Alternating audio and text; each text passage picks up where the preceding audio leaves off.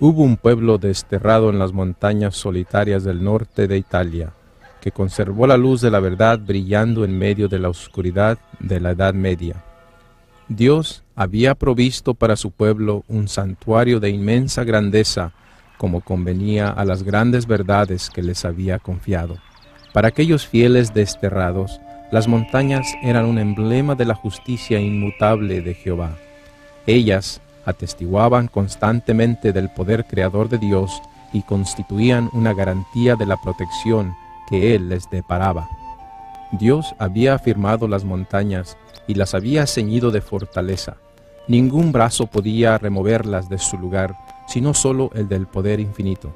De la misma manera, Dios había establecido su ley, fundamento de su gobierno en el cielo y en la tierra. Aunque sumida la tierra en tinieblas durante el largo periodo de la supremacía papal, la luz de la verdad no pudo apagarse por completo. En todos los tiempos hubo testigos de Dios, hombres que conservaron su fe en Cristo como único mediador entre Dios y los hombres que reconocían la Biblia como única regla de su vida y santificaban el verdadero sábado. Nunca sabrá la posteridad cuánto debe el mundo a esos hombres. Se les señalaba como a herejes, los móviles que los inspiraban eran impugnados, su carácter difamado y sus escritos prohibidos, adulterados o mutilados. Sin embargo, se mantuvieron firmes y de siglo en siglo conservaron pura su fe como herencia sagrada para las generaciones futuras.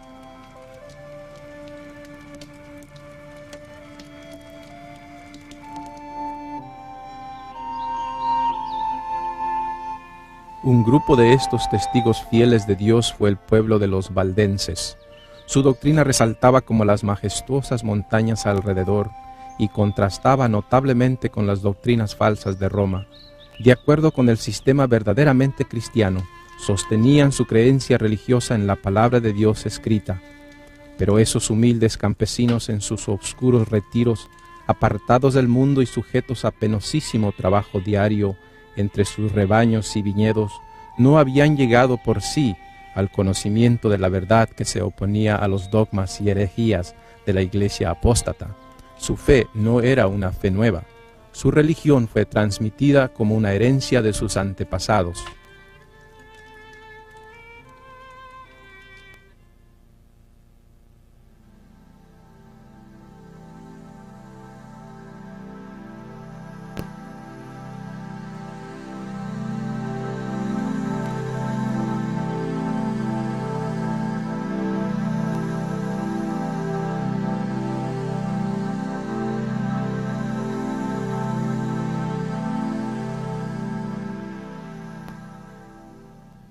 Italia es un país de contrastes.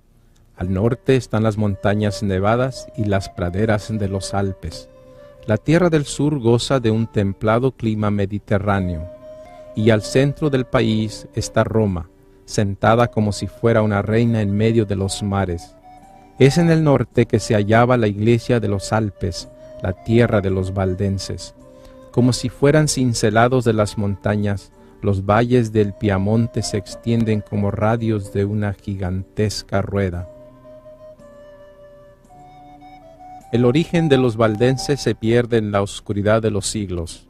Según sus tradiciones, ellos fueron arrancados del sur de Italia en los siglos II y III y llevados a los valles de los Alpes.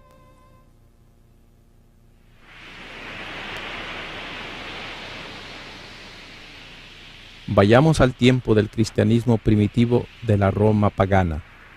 Pablo, un anciano de canas, fue llevado a Roma como prisionero.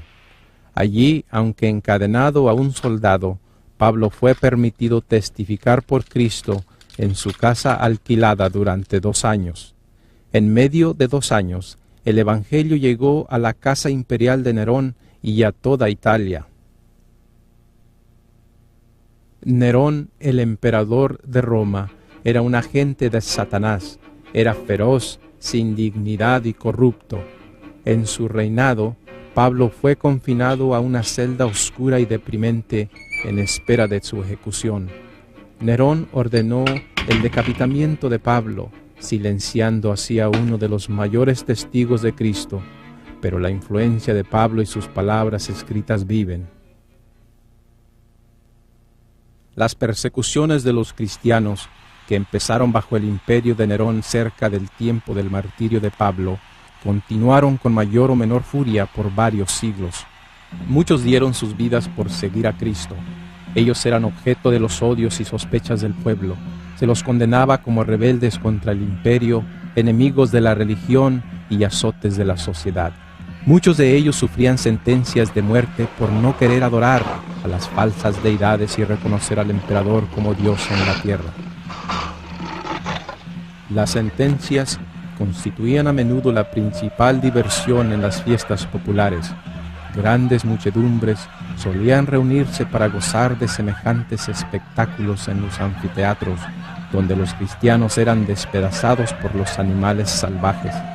A pesar de estas persecuciones más sangrientas, estos testigos de Jesús conservaron su fe sin mancha.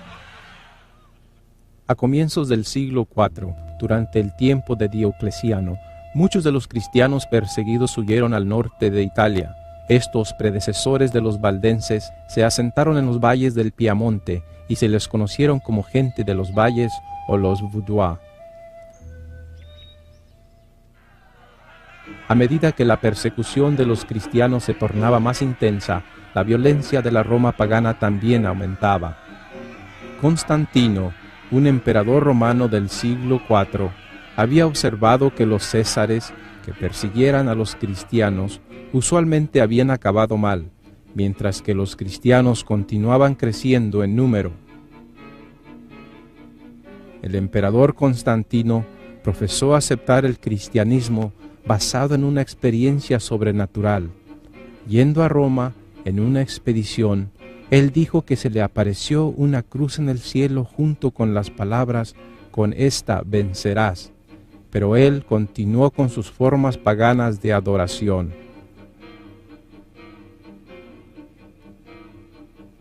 La conversión nominal de Constantino causó gran regocijo, pero en vez de que el mundo se convierta al cristianismo, el mundo entró a la iglesia vestido de formalismo de justicia. El cristianismo y el paganismo estaban unidos ahora.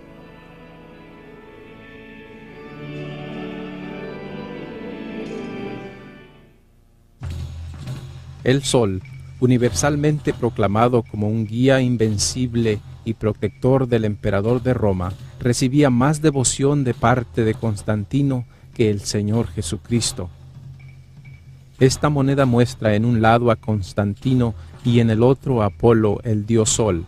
Después de que Constantino afirmó haber aceptado el cristianismo, el dios Sol Apolo, que a menudo se dibuja con los rayos solares saliendo de su cabeza, se convirtió en la imagen de Cristo para la iglesia cristiana.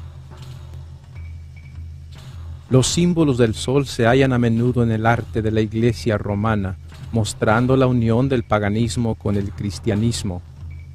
En el mismo centro de los edificios del Vaticano en Roma se encuentra un inmenso disco solar, armazón sobre armazón. En el medio de este disco está un obelisco, un símbolo asociado con la adoración del sol. En las religiones paganas, el sol siempre ha sido un símbolo de vida. El obelisco representaba el órgano reproductor masculino. La rueda solar, que era también un símbolo de fertilidad, representaba al sol, la luna y las estrellas. Estos símbolos paganos se pueden ver en los templos por todo el mundo y sus orígenes se pueden rastrear hasta la antigua Babilonia. Esta abertura en una de las grandes cúpulas de la Basílica de San Pedro permite que los rayos solares brillen adentro. Tome nota del disco solar alrededor de la abertura. Esta cúpula y la abertura, que simbolizan al sol, son parte del Panteón, el más antiguo templo pagano de Roma. Este templo fue terminado en el año 27 AC y dedicado a todos los dioses. La Basílica de San Pedro, que es una imitación del Panteón, copió una buena parte del simbolismo de este en su arquitectura, aún duplicando el obelisco que está en su frente. En un tiempo se colocaron estatuas de los dioses debajo de la cúpula, dentro del panteón.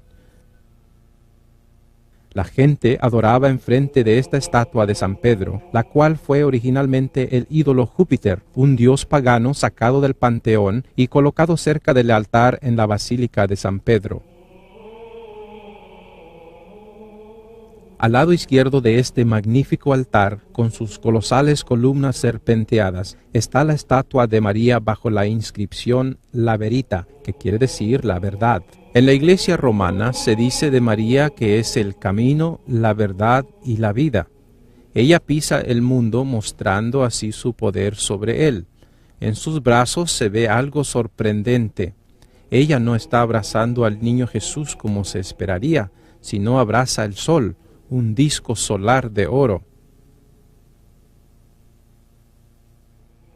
Se dice que la primera reina de Babilonia, llamada Semíramis, dio a luz al dios Sol.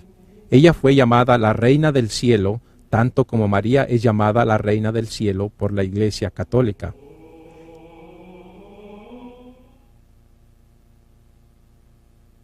En los primeros siglos, después de la ascensión de Cristo, los fieles seguidores de Jesús observaron la infiltración de la apostasía en la iglesia cristiana. Ellos sintieron la necesidad de apartarse de esta apostasía, ya que se observaba que el Estado y la iglesia unían sus fuerzas para imponer prácticas religiosas, las cuales debían ser acatadas por todos, o si no, sufrirían sanciones civiles.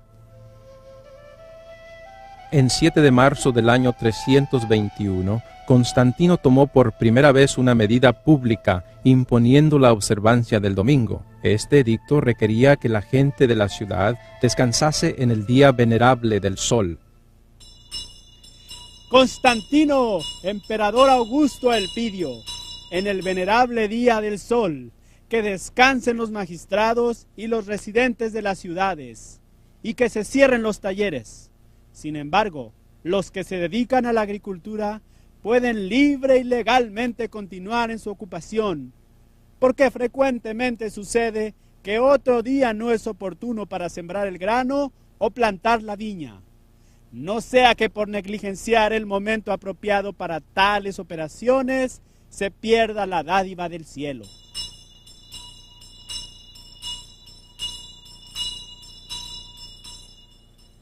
En los primeros siglos, la mayor parte del mundo cristiano adoraba a Dios en el séptimo día como los apóstoles.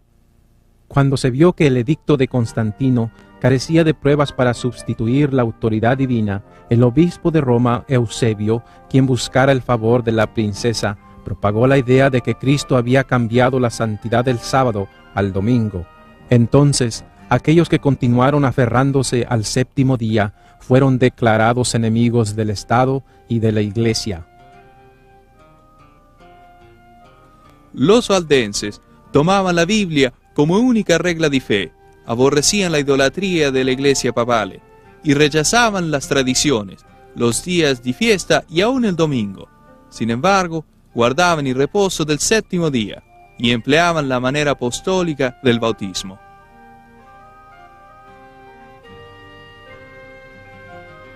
Justiniano ascendió al trono de Constantinopla como el emperador de Roma Oriental en el año 527. Era un político astuto. En un esfuerzo por extender su soberanía por todo el imperio romano, él vio la necesidad de asegurarse la cooperación de la Iglesia Católica, la cual estaba muy organizada a este tiempo. En el año 538, una nueva orden de papas comenzó con Vigilio. Ahora, los papas no estaban limitados solo a la Iglesia, sino pasaban a tener poderes sobre el Estado. Justiniano había otorgado al obispo de Roma la facultad de ser la cabeza de todos los obispos y el verdadero y efectivo disciplinador de los herejes. Así, el papado quedara establecido firmemente para el siglo VI. Su asiento del poderío había sido establecido en la ciudad imperial y el obispo romano había sido declarado como la cabeza de la Iglesia toda. El paganismo había cedido al papado. Del 538 al 1798, Europa cayó en la edad del oscurantismo. Las atrocidades cometidas bajo el dominio del papado revelan ser una de las grandes potencias perseguidoras de la historia. y el dragón le dio su poder y su trono y gran autoridad.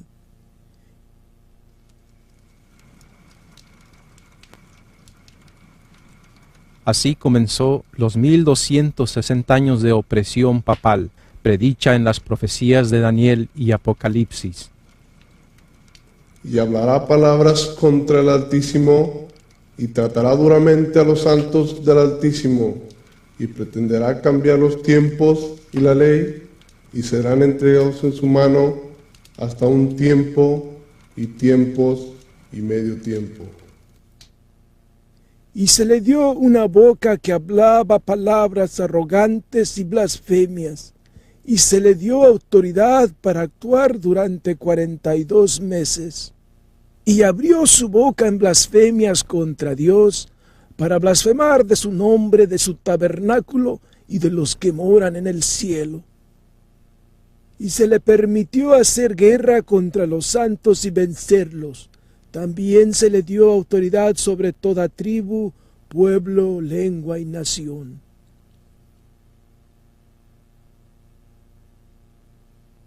Y la mujer huyó al desierto, donde tiene un lugar preparado por Dios, para que allí la sustenten durante 1260 días.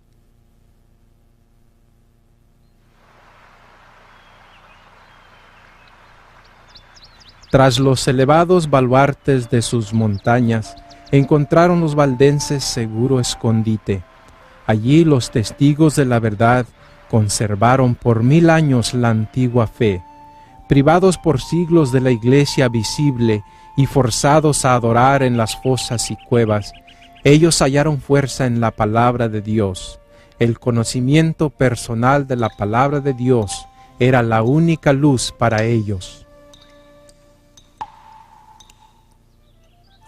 Los ministros valdenses eran educados como misioneros.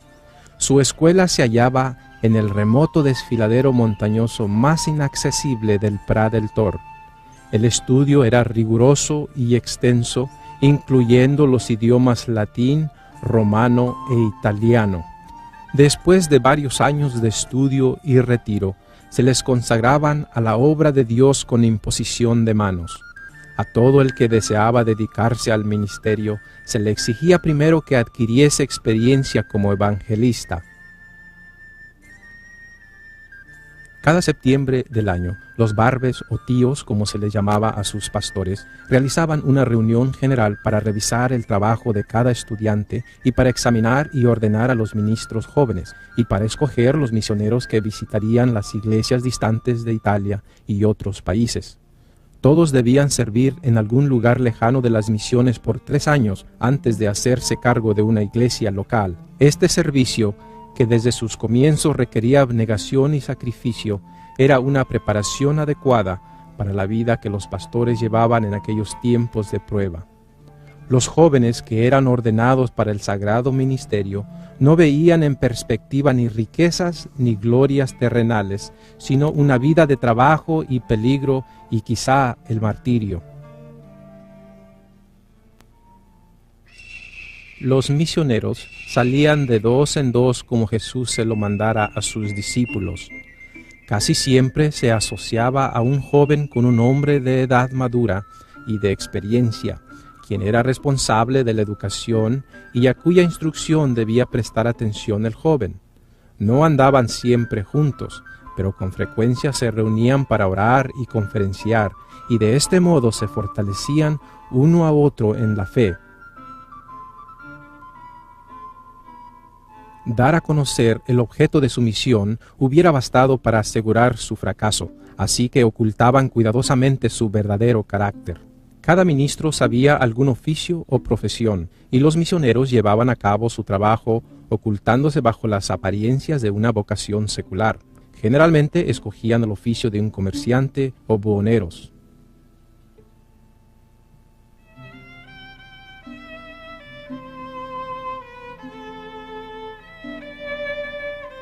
Comerciaban con sedas, joyas y otros artículos que en aquellos tiempos no era fácil conseguir salvo en distantes emporios, y se les daba la bienvenida como comerciantes allí donde se les habría menospreciado como misioneros.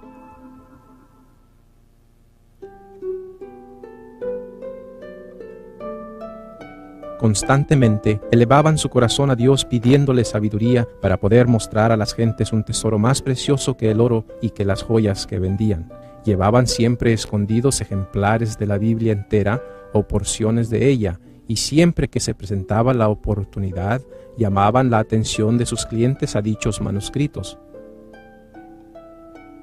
Con frecuencia despertaban así el interés por la lectura de la palabra de Dios y con gozo dejaban algunas porciones de ella a los que deseaban tenerlas.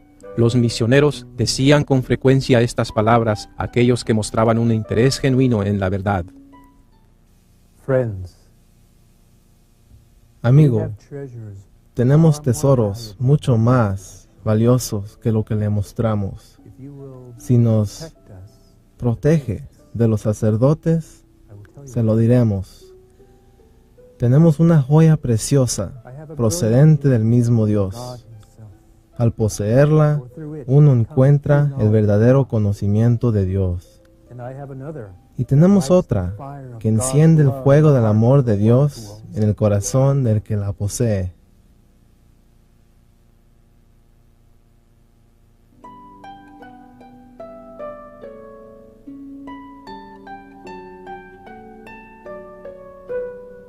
Al finalizar el día, los dos misioneros regresaban a sus posadas y pedían la bendición de Dios sobre el trabajo del día. Estos hombres píos eran grandes practicantes de la oración.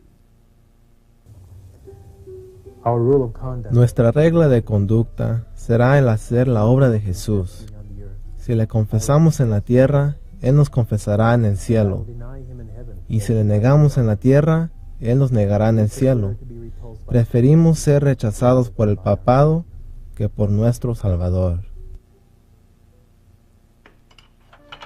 Había ocasiones cuando eran descubiertos y echados en prisiones lúgubres, donde sufrían gran agonía por la palabra de Dios y por el testimonio que daban.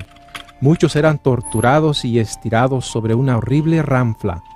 Fue entonces cuando los valdenses clamaban las promesas de Dios.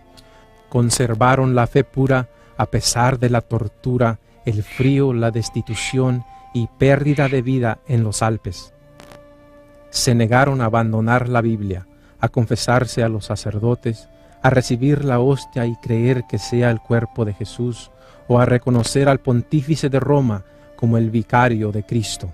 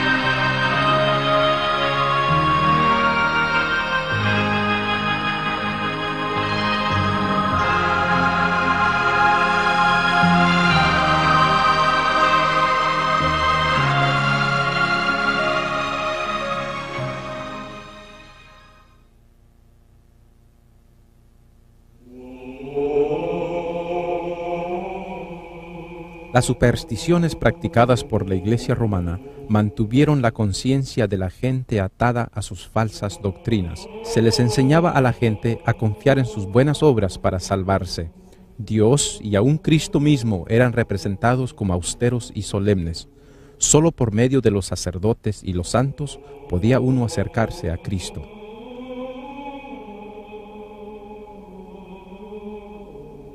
Este altar, que está en Chiesa del Gesù, Roma, representa a María echando fuera del cielo a dos reformadores. Ellos son Martín Lutero y Juan Hus. Al pie del altar, un pequeño ángel arranca las hojas de un libro, la Santa Palabra de Dios, la Biblia. Aunque fue esculpida a principios del siglo XVII, esto representa la actitud desafiante de la Iglesia Católica durante los 1260 años de oscuridad espiritual.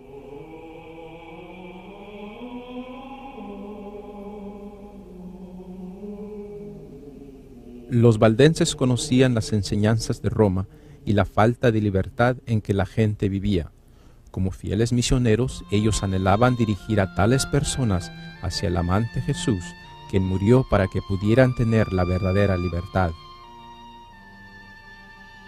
Hallando a los sinceros de corazón, ellos les enseñaban que Jesús es su verdadero sacerdote, que solo a Jesús debían confesar sus pecados y que Jesús es fiel en perdonarles y limpiarles del pecado. De este modo la luz de la verdad penetraba en muchas mentes oscurecidas. El sol de justicia brillaba en el corazón, llevando salud con sus rayos. Así se les disipaba el temor de la muerte y podían levantar la vista y aceptar a Cristo totalmente. Aunque después los nuevos conversos confrontarían persecución, ellos se hallaban llenos de gozo y valor, y así como los demás seguidores de Cristo, ellos comunicaban a otros acerca de la nueva fe, y muchos se unían a los creyentes valdenses. En el año 1488, el Papa Inocencio VIII decretó que todos los valdenses de los Alpes de Cotián fuesen muertos. Se iba a desenvainar la espalda del papado contra los que guardaban los mandamientos de Dios, y no se iba a envainarla hasta que el último creyente en la fe fuese muerto.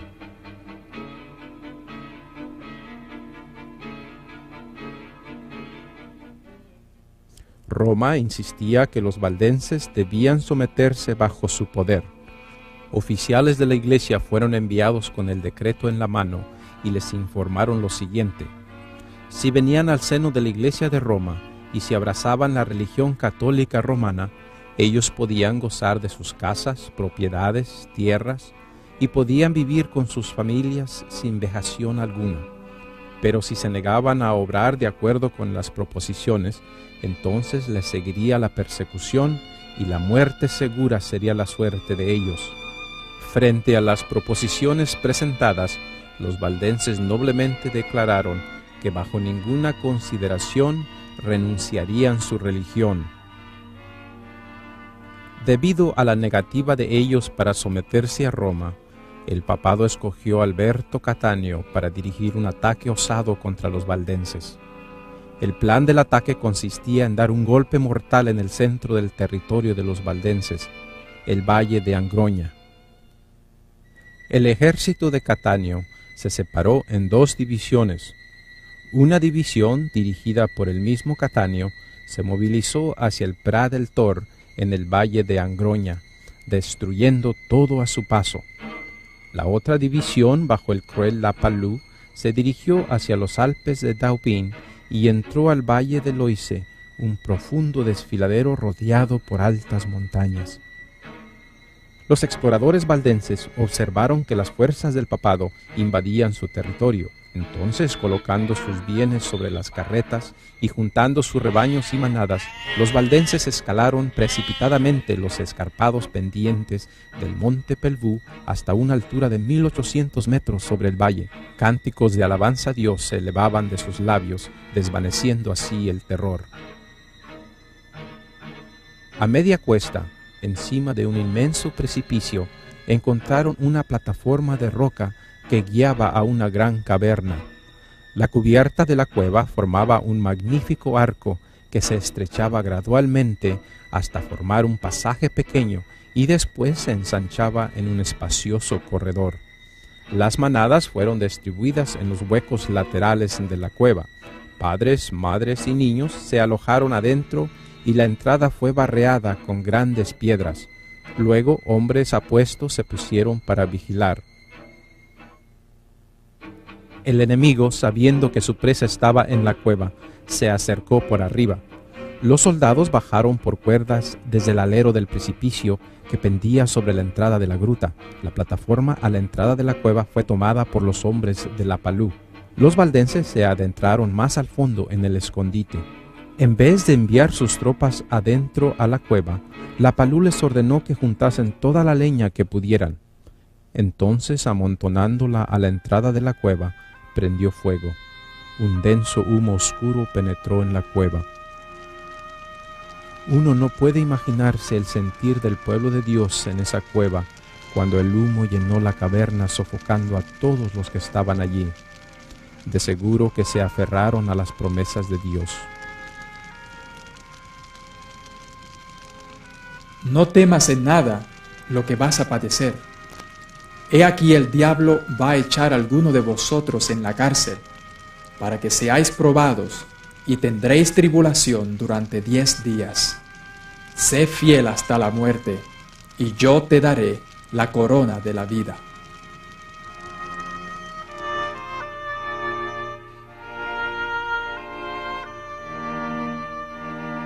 Cuando se examinó posteriormente la caverna, se hallaron 400 niños asfixiados en sus cunas o en los brazos de sus madres muertas. Por todo, perecieron en esa cueva más de 3,000 valdenses. ¿Cuál fue el crimen por lo que merecieron ese horroroso castigo? Fue la dependencia en la Biblia como la única regla de fe y el rechazo de las tradiciones y enseñanzas de la Iglesia Católica Romana.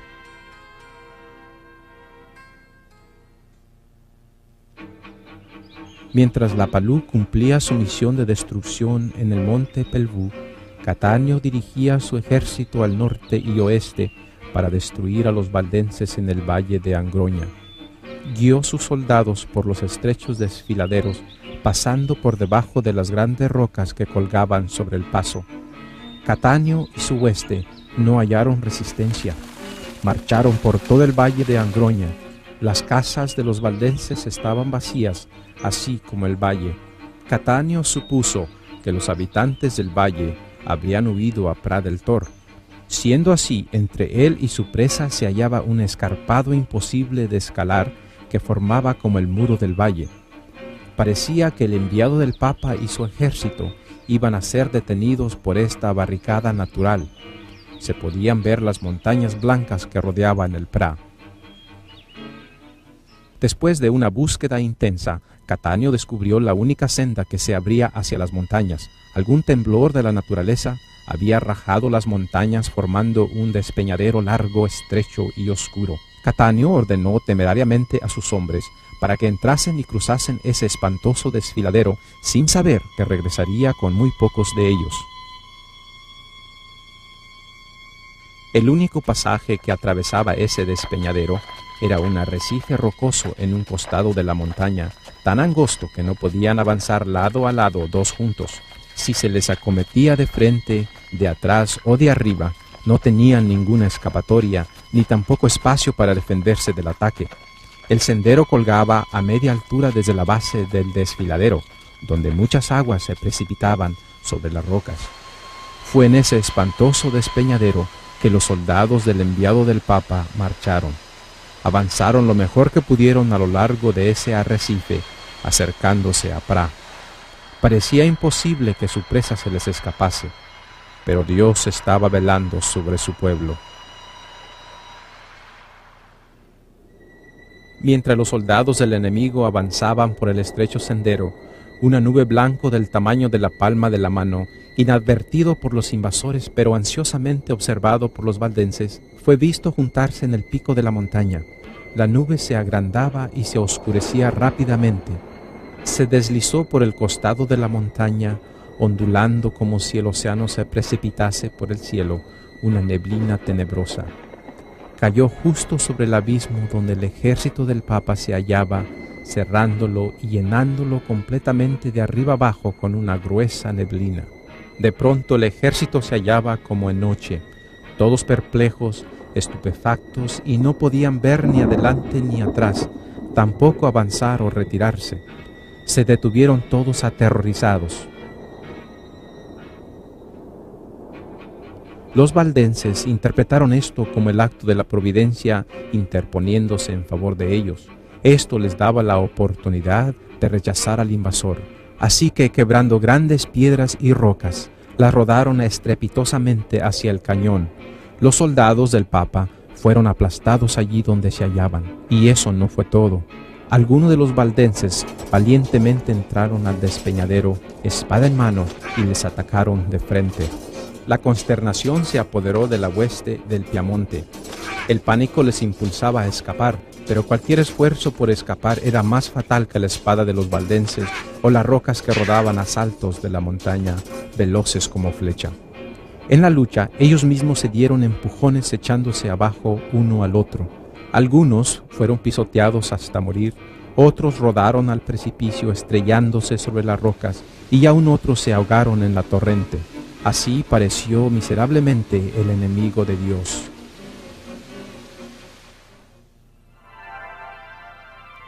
Y se le dieron a la mujer 2 alas de gran águila, para que volase de la presencia de la serpiente al desierto, a su lugar, donde es sustentada por un tiempo y tiempos y la mitad de un tiempo. Y la serpiente arrojó de su boca tras la mujer agua como un río, para que fuese arrastrada por el río. Pero la tierra ayudó a la mujer, pues la tierra abrió su boca y tragó el río que el dragón había echado de su boca. Entonces el dragón se encolerizó contra la mujer y se fue a hacer guerra contra el resto de la descendencia de ella, los que guardan los mandamientos de Dios y tienen el testimonio de Jesucristo.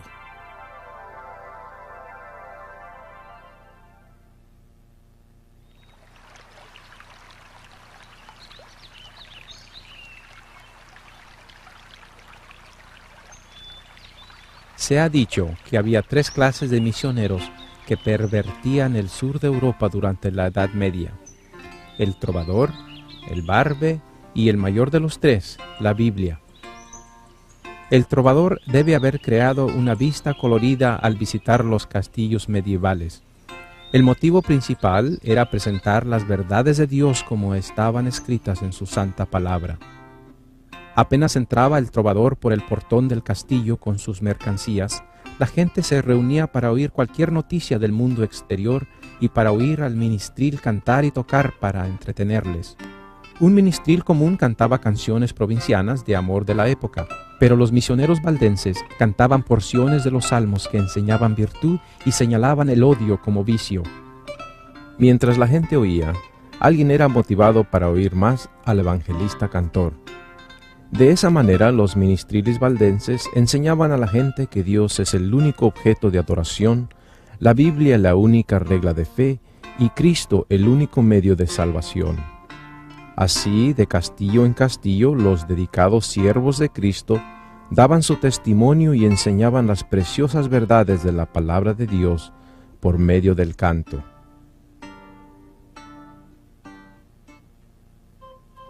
Los valdenses se contaron entre los primeros de todos los pueblos de Europa que poseyeron una traducción de las Santas Escrituras. Centenares de años antes de la Reforma, tenían ya la Biblia manuscrita en su propio idioma. Habían conservado la fe apostólica pura y sin adulteración, y esto los hizo objeto especial del odio y de la persecución. Declaraban que la Iglesia de Roma era la Babilonia apóstata del Apocalipsis y con riesgo de perder sus vidas se oponían a su influencia y principios corruptores. Como resultado de una larga persecución, algunos sacrificaron su fe e hicieron poco a poco concesiones en sus principios distintivos. Otros se aferraron a la verdad. Durante los siglos de oscuridad y apostasía, siempre hubo valdenses que negaron la supremacía de Roma, que rechazaron como idolátrico la adoración de las imágenes y que guardaron el verdadero sábado bíblico. Conservaron su fe en medio de la más violenta y tempestuosa oposición. Aunque degollados por la espada de Saboya y quemados en la hoguera romanista, defendieron con firmeza la palabra de Dios y su honor. Sus enemigos les acusaban de toda clase de crímenes y prácticas infames. Les llamaban hechiceros y les culpaban de adorar a Lucifer en la forma del gato negro. Se decía que todos los niños valdenses nacían con cuellos velludos, con 4 hileras de dientes negros y con un solo ojo en la frente. Cierta vez el duque de Saboya visitó a sus súbditos valdenses después de un periodo de persecución. Pidió ver a esos niños monstruosos. Entonces se percató de la engañosa calumnia cuando les fueron presentados hermosos niños con rostros rosados, dentaduras perlinas y 2 ojos. Desde mucho antes de la Reforma en Alemania, los valdenses eran evangelistas amantes de la Biblia sobre todas las cosas, haciendo traducciones de la misma al lenguaje común, difundiéndola por toda Bohemia, Alemania, Francia e Italia. El celo misionero y el éxito de los valdenses en esparcir las verdades bíblicas resultaron en una terrible persecución, la cual ellos sobrevivieron. Sin embargo, la sangre de estos mártires regó la semilla del Evangelio. Desde su más tierna edad, los jóvenes valdenses recibían instrucciones en las Sagradas Escrituras y se les enseñaba a considerar sagrados los requerimientos de la ley de Dios. Los niños memorizaban capítulos enteros de la Biblia, de manera que cualquier suerte que corriesen las copias de la Biblia, grandes porciones de ellas se preservasen en la memoria de la juventud. Ellos iban de noche a las reuniones secretas de las casas, con pies descalzos para no ser notados cuando iban pasando o con zapatos envueltos en paños. Era costumbre entre ellos oír el Evangelio recitado por los niños, quienes se turnaban en repetir porciones del mismo. Y se le dieron a la mujer 2 alas de la gran águila, para que volase de la presencia de la serpiente al desierto, a su lugar donde es sustentada por un tiempo y tiempos y la mitad de un tiempo. Entonces el dragón se encolerizó contra la mujer y se fue a hacer guerra contra el resto de la descendencia de ella, los que guardan los mandamientos de Dios y tienen el testimonio de Jesucristo. Cada barbe o pastor aprendía un oficio manual o profesión. Todos sabían cómo cultivar el campo y criar los ganados. Antes de la invención de la imprenta, ellos copiaban grandes porciones de las Escrituras para que sus estudiantes las usasen, a quienes también les enseñaban otros idiomas y les instruían en la piedad y las buenas obras. Todos debían memorizar los libros de Mateo y Juan, pero muchos de ellos memorizaban todo el Nuevo Testamento y bastante del Antiguo. Los atesoraban en sus mentes y corazones para compartir con aquellos con quienes se pusieran en contacto mientras iban en viajes misioneros para el Señor Jesucristo.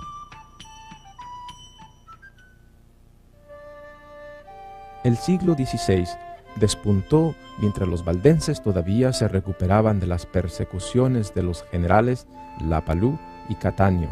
El duque de Saboya les había prometido protección de sus valles, pero no todo estaba en su alcance para cumplir su promesa.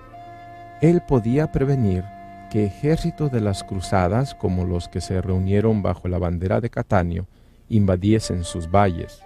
Pero él no podía protegerles de las maquinaciones secretas de los sacerdotes. A falta de los soldados armados del duque, los inquisidores y los sacerdotes de Roma, actuando como misioneros, sedujeron a la gente con sus sofismas y secuestraron a otros llevándoles al santo oficio. A estas vejaciones fue agregada otro mal aún mayor, el de la piedad decayente. Deseosos por hallar descanso, muchos se conformaron exteriormente con la Iglesia romana. Para hallar protección de toda interrupción de sus viajes de negocio, ellos obtuvieron certificados o recomendaciones de los sacerdotes establecidos en los valles, indicando que ellos eran papistas.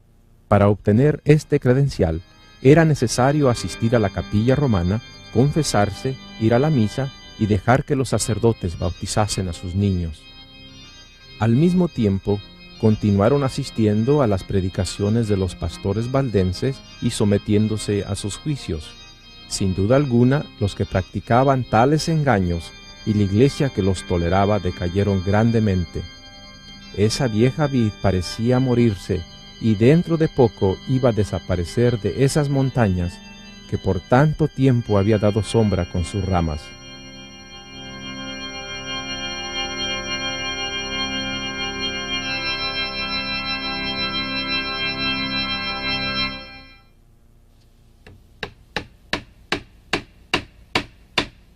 Por este mismo tiempo, la reforma protestante iba brotante por toda Europa. Los valdenses, ansiosos de saber hasta qué punto el yugo de Roma había sido abandonado por las naciones europeas, enviaron algunos de sus pastores a Suiza y Alemania para indagar más de ello. Ansiaban dar a conocer sus creencias y prácticas y en qué se comparaban con las creencias de los nuevos reformadores. Se organizó un sínodo y representantes de varias partes de Europa vinieron para conferenciar con los valdenses de Italia y Francia. Los representantes se reunieron el 12 de octubre de 1532 en la ciudad de Champfleury, en el centro del valle de Angroña. Al concluir esta reunión, las decisiones tomadas fueron incorporadas en la corta confesión de fe, donde los valdenses y reformadores entraron de acuerdo sobre la incapacidad moral del ser humano, elección a la vida eterna, la voluntad de Dios dada a conocer en la Biblia, la única regla del deber y la doctrina de solo dos sacramentos, el bautismo y la cena del Señor. En su ansiedad y gozo por unirse a aquellos que se oponían a los errores de Roma y estimaban la palabra de Dios, los valdenses sacrificaron los últimos vestigios del sábado bíblico por la adoración del domingo de los reformadores. El resto de los guardadores del sábado, aún entre ellos, fueron silenciados. La mayoría de los valdenses se unieron a los reformadores para convertirse como parte de un gran movimiento que protestaría contra la opresión del papado. La lámpara, que ya había estado a punto de extinguirse, comenzó a arder en su brillo anterior. El espíritu de los valdenses revivió. Ya no practicaban más los disimulos y cobardes encubrimientos a los cuales habían recurrido para evitar la persecución. Ya no tenían temor de confesar su fe. De ahí para adelante nunca se les vería en la misa o las iglesias de los papistas.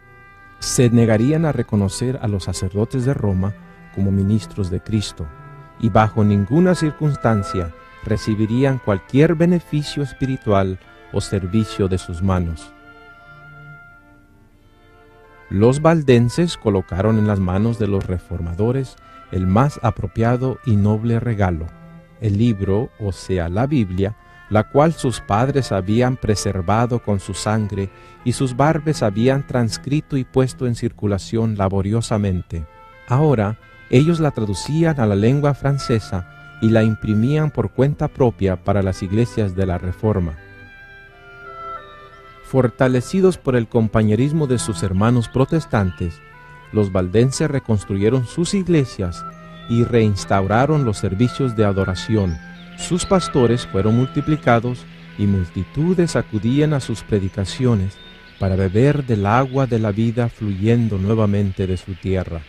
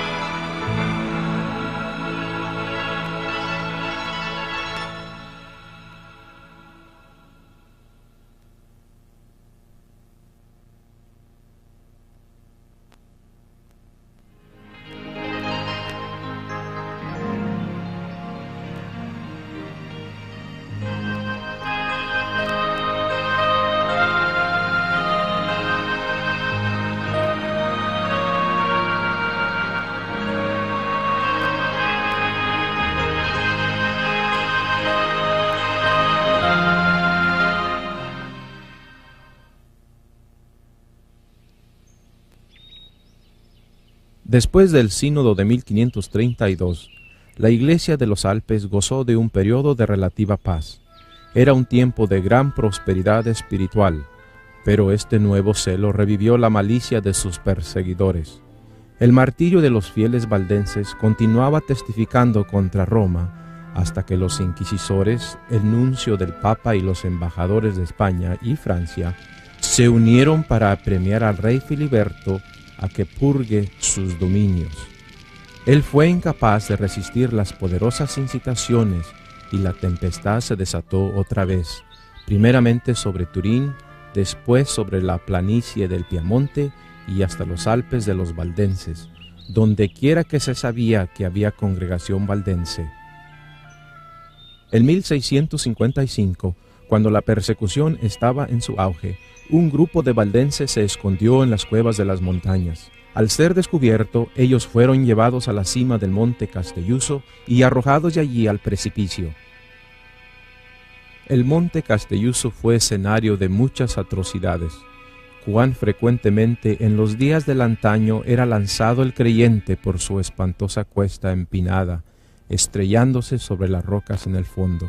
Allí mezclándose en un nefando montón que crecía espectralmente con cada víctima lanzada, los cuerpos lacerados de pastores, labradores, madres y niños quedaban tendidos uno sobre otro. Eran las tragedias en conexión con este monte que inspiró al conocido soneto de Milton. Toma venganza, oh Señor, por tus santos degollados, cuyos huesos se hallan esparcidos por los helados Alpes.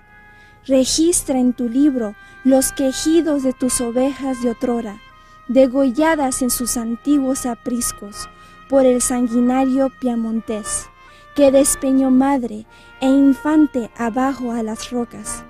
Sus gemidos redoblaron hacia las montañas, y ellos al cielo.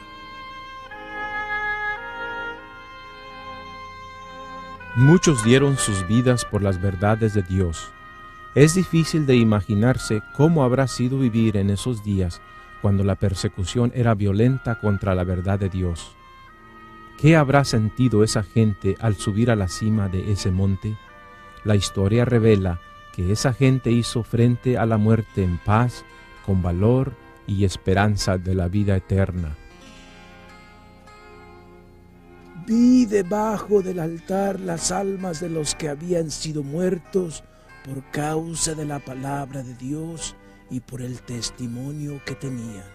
Y clamaban a gran voz diciendo: ¿Hasta cuándo, Señor santo y verdadero, no juzgas y vengas nuestra sangre de manos de los que moran en la tierra? La sangre de los mártires en las rocas fue la repetición de otras que sucedieron a través de los tiempos. También había sangre en otra roca cuando Jesús murió en la cruz. Él es el Cordero de Dios que quita el pecado del mundo, y todos los que han muerto como mártires pueden mirar a ese Cordero para tener vida eterna.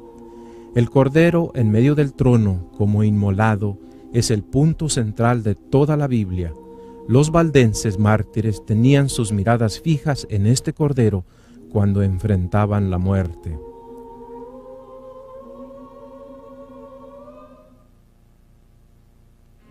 Según los registros de Dios, el año de 1685 fue registrado con infamia. El rey Luis XIV se acercaba a la muerte. Su vida había sido llena de pecados y corrupciones. Para apaciguar su conciencia, él preguntó a su confesor católico: ¿qué buena obra podría hacer para expiar sus muchos pecados? La respuesta estaba en la punta de la lengua. Él debía extirpar el protestantismo de Francia. Luis XIV hizo como se le ordenó. Se inclinó ante la raída corona del sacerdote y papa de Roma. Buscó un compañero para la sangrienta guerra del exterminio del protestantismo en Francia. Luis XIV envió un embajador al duque de Saboya con el pedido de que hiciera con los valdenses como él estaba haciendo con los hugonotes. El duque de Saboya, Víctor Amadeo, era joven y humanitario de naturaleza. Respetando a los valdenses y a la lealtad que le tenían, él ignoró el pedido del rey de Francia. Entonces Luis XIV escribió al duque de Saboya amenazándole que él mismo lo haría con un ejército de 14,000 hombres y que tomaría para sí los valles por su sacrificio. Eso era mucho. Inmediatamente se convino a hacer un tratado entre el duque y el rey francés, en el cual Luis XIV le ofreció una fuerza armada para que el duque obligara a los valdenses a tornarse servidores de Roma, bajo pena de exterminación.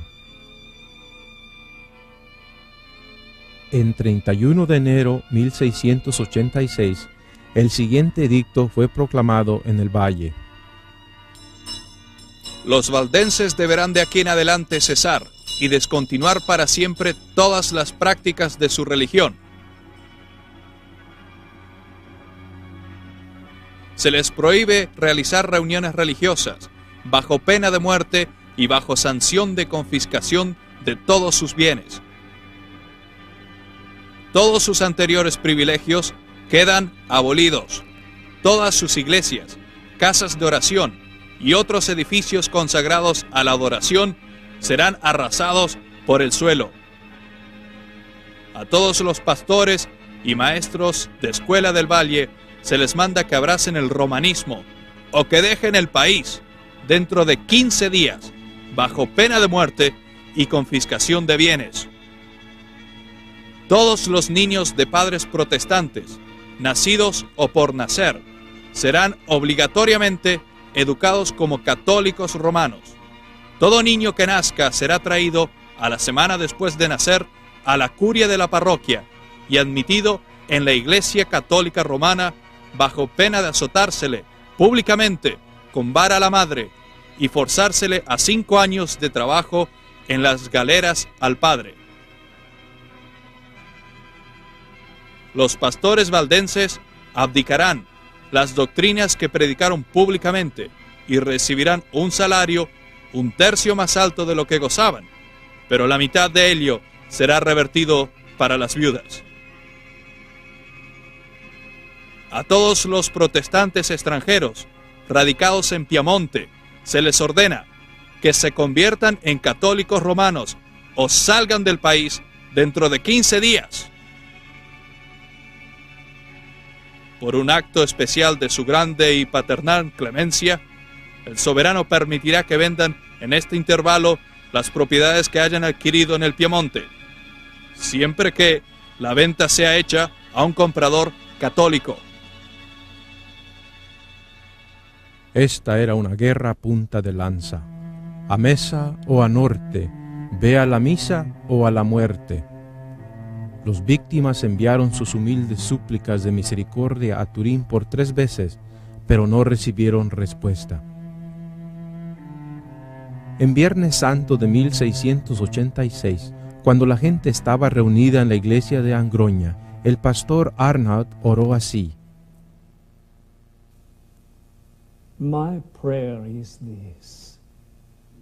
Mi oración es: Señor Jesús, tú sufriste y moriste por nosotros. Señor, danos gracia para sufrir y morir por ti. El que es fiel hasta el fin, este será salvo. Repitan conmigo: todo lo puedo en Cristo que me fortalece. La orden fatal fue dada en 22 de abril de 1686. En solo un mes el valle fue despoblado.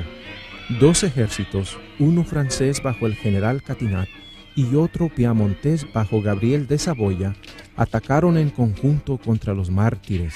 Algunos fueron quemados vivos, otros desollados, muchos fueron colgados en árboles, otros lanzados a los precipicios y aún otros usados como blancos de los soldados. La mayor parte de la población no sobrevivió.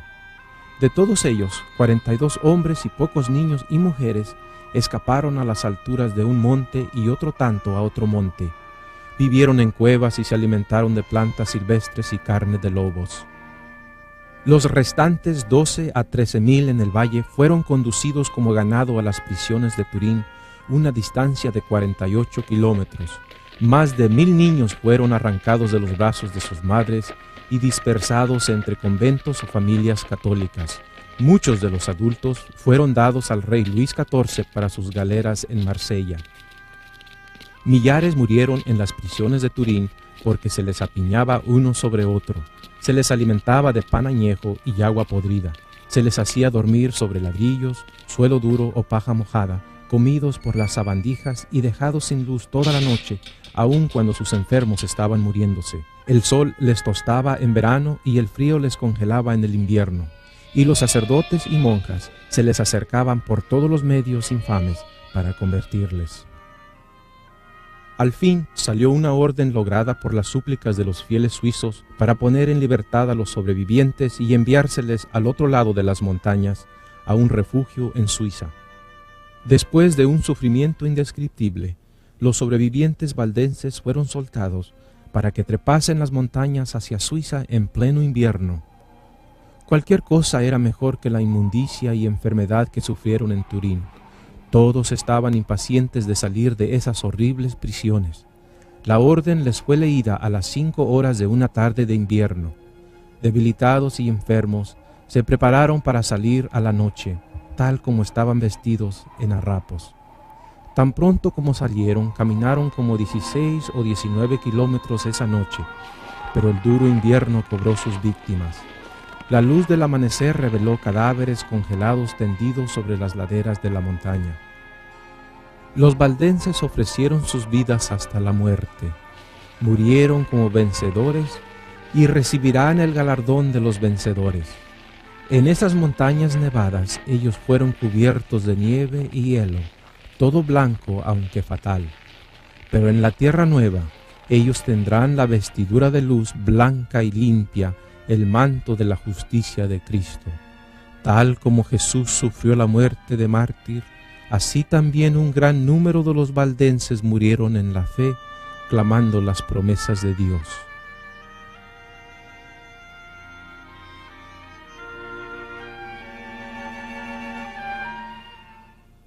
Cientos de ellos murieron debido a la exposición a temperaturas bajísimas, pobremente vestidos y en condiciones debilitadas. 3,000 de ellos llegaron a Suiza, pero eran como esqueletos andantes, cansados, con ampollas en los pies y hambrientos. Fueron recibidos piadosamente, con amor, admiración y generosidad. Inmediatamente recibieron zapatos y ropas abrigadas para protegerse del frío. Fueron llevados gozosamente a las casas de sus amigos. Los valdenses sobrevivientes estaban agradecidos por su liberación, pero también apenados por estar desterrados de su propia tierra.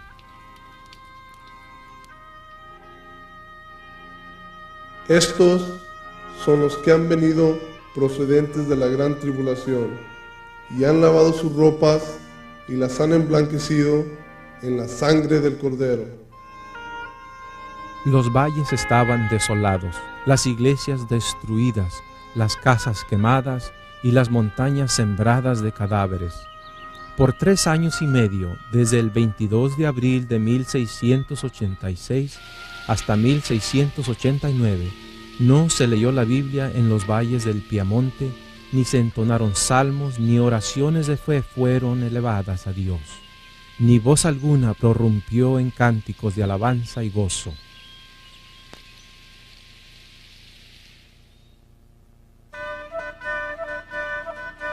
Una historia emotiva de dedicación y valor se vivió con el glorioso retorno de los valdenses a su tierra, el Valle del Piamonte. Enrique Arnaud, un pastor valdense que ministraba en el valle durante la persecución de 1686, a los 40 años de edad, guió como 900 hombres a través del lago de Léman. Después de 10 días de fatiga, batallas y penurias en las montañas de Saboya, ellos llegaron a los límites de sus valles. Al llegar a la primera villa, sacaron la puerta de una iglesia para hacer de ella un púlpito, y Arnaud predicó afuera. Pero el enemigo, el duque de Saboya, instigado por el Papa romano, vino contra los soldados valdenses y les desplazó de nuevo a las montañas. Un ejército de 20.000 contra 900. Los soldados valdenses se defendieron en las montañas durante todo el invierno. Por la providencia de Dios, hallaron un sembradío de maíz sin cosechar, pero cubierto de nieve. La neblina, el viento, la lluvia y la nieve estuvieron a favor de ellos. Parece que estos estaban al mando de ellos, según dijo un oficial del enemigo. Por meses resistieron los ataques del enemigo, abandonando sus barricadas, luchando a poquitos y al final desplazados a la cima de la Valsiglia, parecían sin esperanza. De allí, dirigidos por uno de sus capitanes y frecuentemente ocultados de sus enemigos por una neblina, escaparon por el borde de un precipicio. Finalmente se formó una coalición entre Alemania, Gran Bretaña, Holanda y España para refrenar la ambición de Francia. Se le escogió 3 días para que Víctor Amadeo escogiera de cuál lado quería estar, de parte de los aliados o del rey de Francia. Amadeo escogió unirse a la coalición y por tanto romper con Luis XIV. En este caso, ¿a quién daría la bienvenida a los Alpes sino a los valdenses, un pueblo que había sido leal a su reino? Dispuestos a ampararse al lado del trono de su príncipe, y puesto que la mano perseguidora fue retirada, los valdenses aceptaron la oferta de paz. Sus villas y tierras les fueron restaurados. Sus iglesias fueron reabiertas para que adorasen los protestantes. Sus hermanos que todavía estaban prisioneros en Turín fueron libertados. Sus paisanos residentes en Alemania recibieron pasaportes para volver a sus casas. Así, después de un triste intervalo de 3 años y medio, los valles se poblaron de una antigua raza y se llenaron de las antiguas canciones de alabanza. Aunque se les otorgaron de nuevo sus tierras y algunos privilegios, los valdenses fueron aislados en las montañas, privados de sus derechos civiles. Eran parias y marginados de Italia. Un valdense no podía ejercer su profesión o tomar cursos regulares en las universidades de Italia o adorar de acuerdo a su fe fuera del valle. No fue sino hasta 1848 cuando finalmente se les dieron plenos derechos civiles y libertades. Los años de persecución y las negociaciones diplomáticas con el gobierno italiano cobraron su precio. Bastante de su antigua herencia apostólica se ha perdido. Muchas de sus creencias fueron sacrificadas. La dependencia total de la palabra de Dios se dio ante las tradiciones de los hombres, y el celo misionero por la pura y genuina verdad del Evangelio se perdió.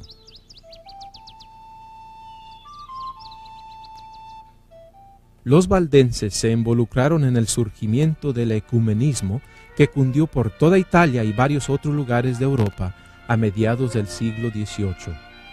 Justo cuando ocurría la celebración de unanimidad espontánea y del amor fraternal, todo el mundo vivía un despertar por la segunda venida de Cristo y un interés por los 10 mandamientos, especialmente el cuarto, el reposo del 7º día. Mientras el remanente de los valdenses deponía lo mejor que tenía, sacrificando la antigua fe de los apóstoles, Dios estaba levantando otro pueblo. Por medio del despertar del movimiento adventista, muchos se estaban uniendo para proclamar la segunda venida de Cristo y para continuar la ininterrumpida práctica del reposo, guardando el reposo del 7º día y honrando todos los mandamientos.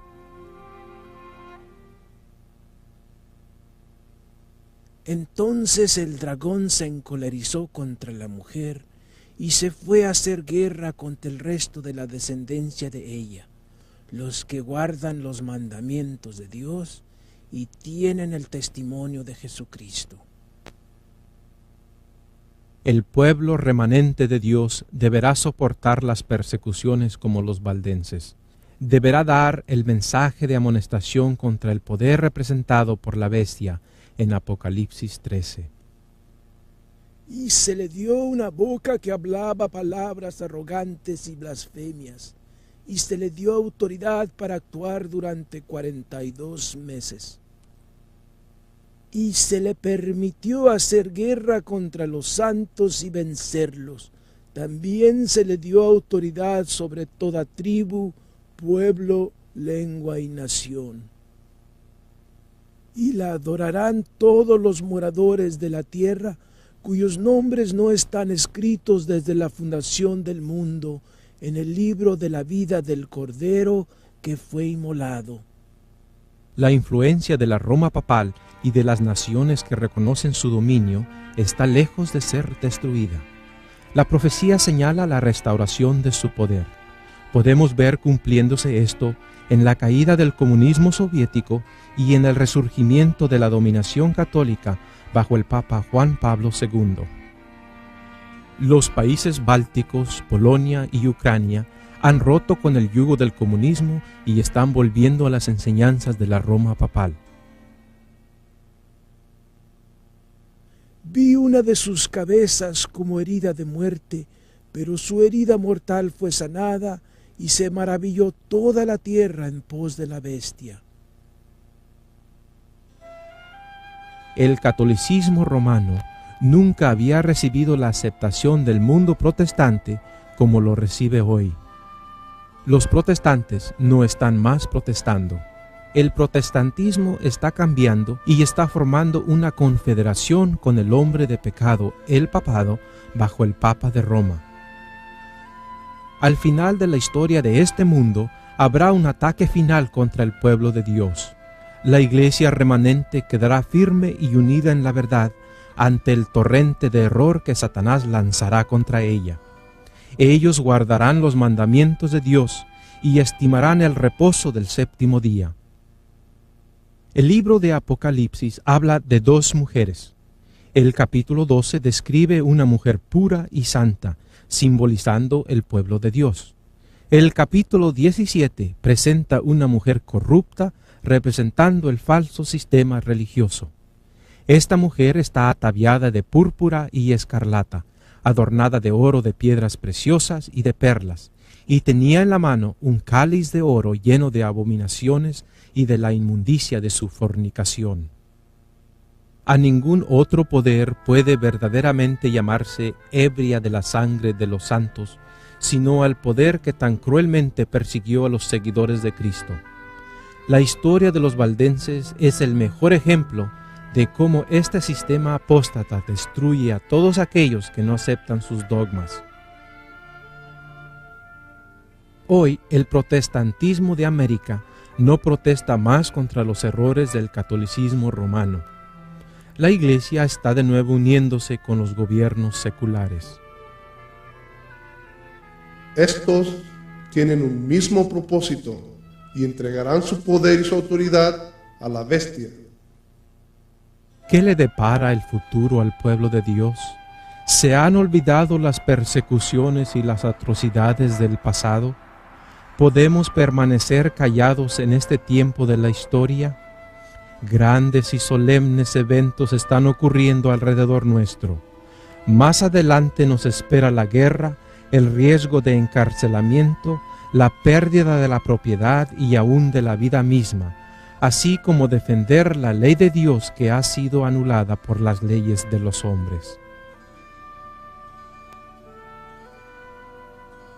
Las persecuciones sobrevinieron por varios siglos sobre este pueblo piadoso, las cuales fueron soportadas con paciencia y constancia, haciendo honor a su Redentor. Esparcidos por muchos lugares, ellos plantaron la semilla de la reforma que comenzó en los días de Wycliffe y que se amplió y echó raíces en los días de Lutero. Esta debe ser llevada adelante hasta el tiempo del fin, por aquellos que también están dispuestos a sufrir todo por la palabra de Dios y el testimonio de Jesucristo.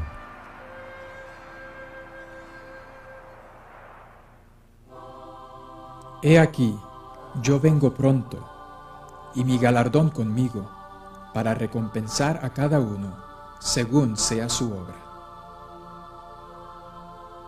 Yo soy el Alfa y la Omega, el principio y el fin, el primero y el último. Bienaventurados los que guardan sus mandamientos, para poder tener acceso al árbol de la vida y para entrar por las puertas en la ciudad.